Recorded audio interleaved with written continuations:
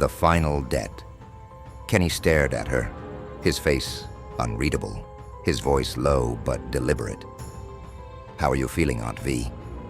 She narrowed her eyes, instantly suspicious, though she tried to mask it with forced calmness.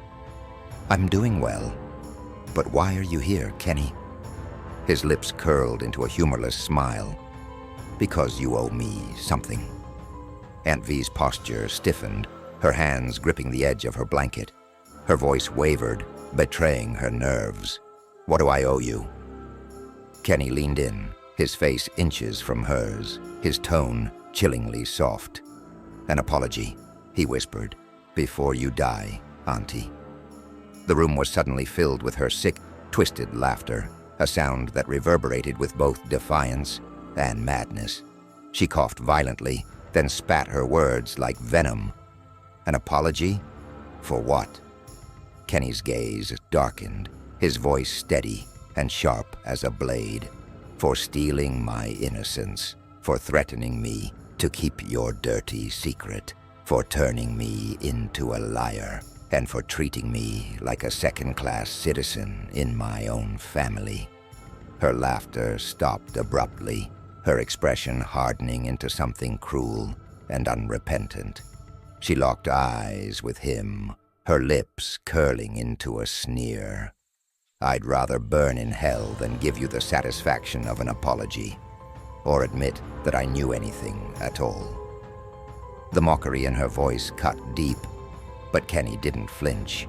As she cackled in his face, he took a step closer, his movements measured and deliberate. "Yes, ma'am," he murmured, his voice void of emotion.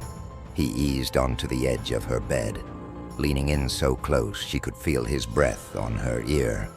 "Poor Auntie," he whispered, his tone dripping with mock sympathy.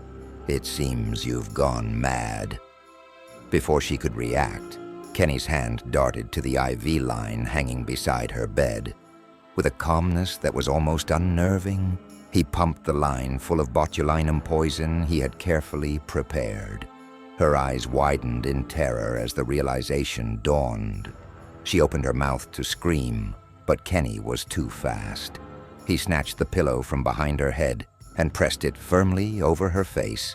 Her muffled cries for help were swallowed by the thick fabric as she thrashed beneath him. Moments later, her body went still, her lifeless form a stark contrast to the cruel, cackling figure she had been just moments before. Kenny stood, smoothing his clothes, and took a deep breath. He walked out of the room and found Sarah in the hallway. "Aunt V's sleeping," he said casually. Sarah, who was still navigating her shaky sobriety, nodded indifferently. She didn't want to deal with Aunt V's bitterness anyway. Together with Kenny and Jennifer, she left the house without a second thought. Kenny glanced at Sarah as they walked.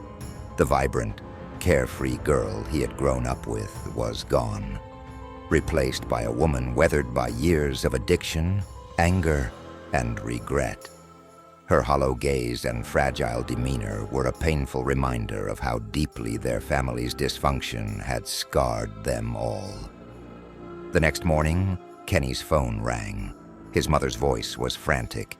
"Sarah found Aunt V dead this morning. The coroner says she passed in her sleep." Kenny swallowed hard, feigning shock. "Oh my God," he whispered.